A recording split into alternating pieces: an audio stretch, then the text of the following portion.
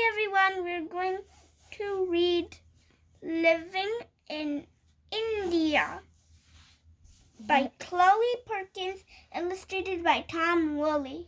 And if you like my reading, please like, subscribe, hit the bell icon, and share with everyone in town. Okay, let's get started. Living in India by Chole Perkins, illustrated by Tom Woolley. Glossary: cricket, a popular game in India that is similar to baseball. Crop, a plant or something that comes from a plant such as fruits or vegetables. Flatbread, a kind of bread that is flat and thin. Hobby class, lessons that children take in their spare time in subjects such as dance, sports, or cooking. Imprison, to put someone in jail. Independence, being free from outside control. Movement, a series of actions that people take to bring about changes in their government. Musical, a play or movie in which much of the story is told through song. Plateau, a flat area of land that is raised higher than the land around it. Region, a place with certain geographic features that make it different from the surrounding area. Resource, a supply of items that is valuable, useful, or important.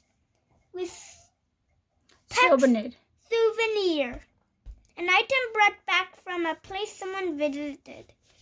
Taxes, money that people pay to the government for public services such as building roads or keeping a military. Temple, a building used to practice one's religion.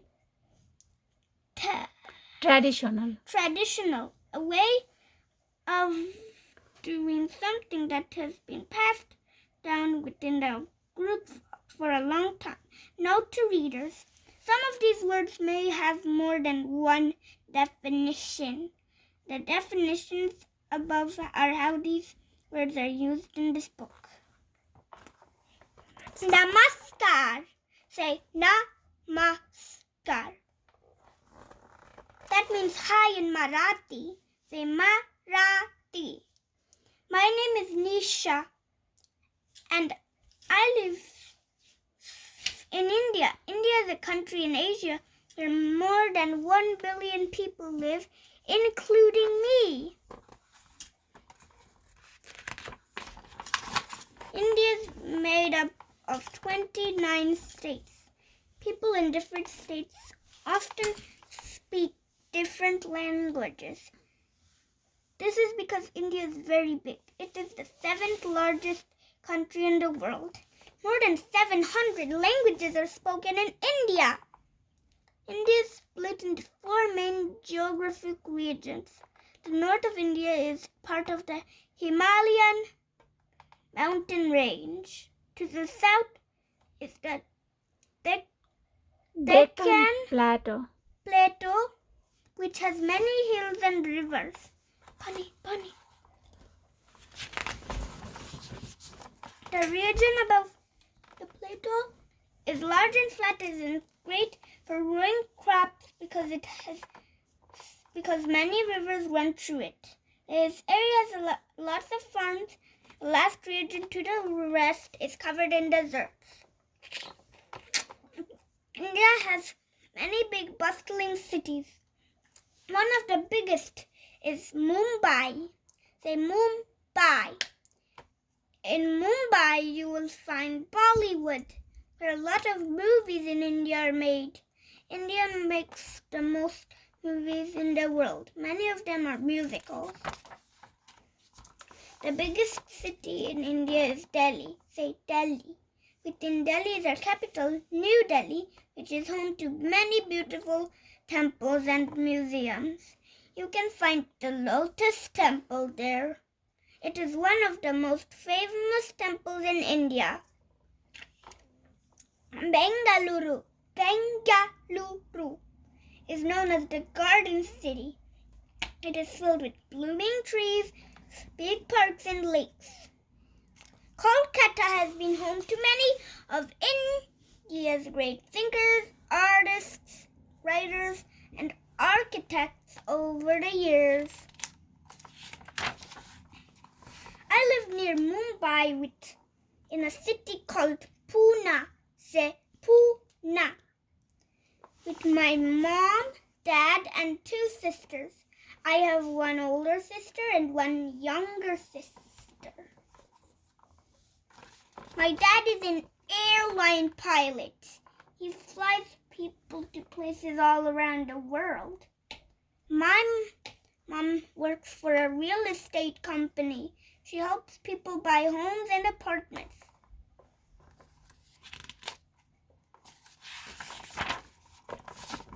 Each morning I wake up and get dressed. There are many kinds of clothes in India, like the sari, say sari, and the kurti, say kurti. I wear saris to fancy events like weddings. A sari is a long cloth that you wrap around yourself. At home I often wear shorts, but at school I wear a uniform. My older sister usually wears a kurti. A kurti is a long shirt that you wear with pants.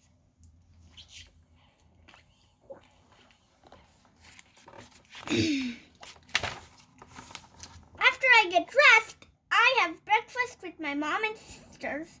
I usually eat idli. Say idli, which are rice cakes. I dip the idli in a vegetable stew called sambar. Say sambar. Time for school. I take an auto rickshaw to school. An auto rickshaw is a 3-wheeled car. I live 10 minutes from school. The auto rickshaw picks up other students along the way.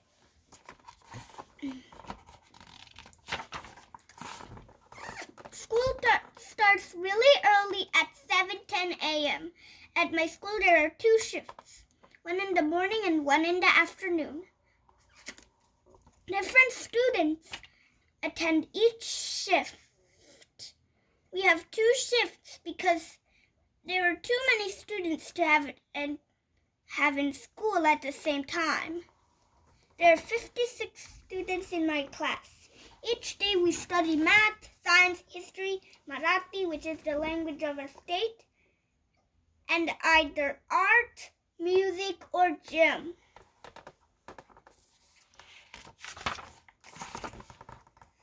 Our first subject is math. We are learning about subtraction. After our math lesson, we practice reading English and Marathi. In the big cities in India, most students learn English. It is important to learn English because many medicine labels, menus, and signs in India are printed in English.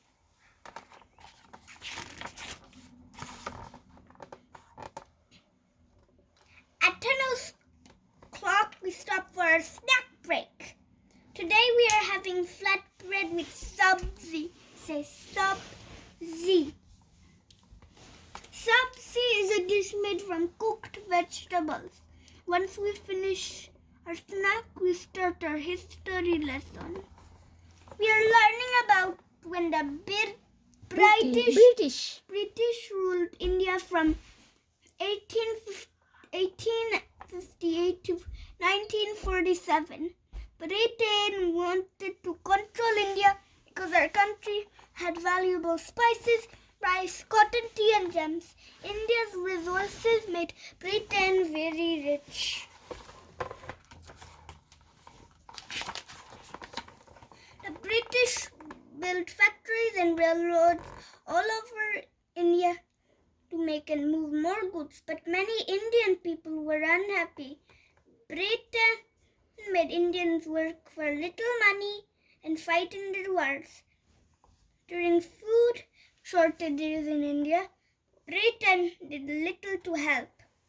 As time passed, people wanted the British to leave.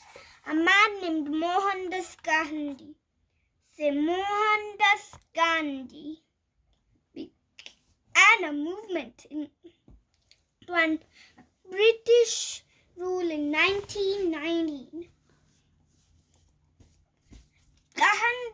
Gandhi told people to stop attending British schools and to stop working for the British.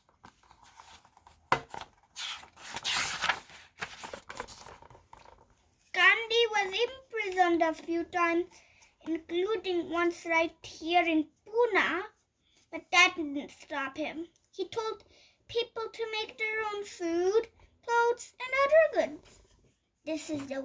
This way the British couldn't make money from taxes on the goods that Indian people bought. It took many years, but Gandhi's ideas worked. In 1945, the British began talking to Gandhi and other leaders about Indian independence.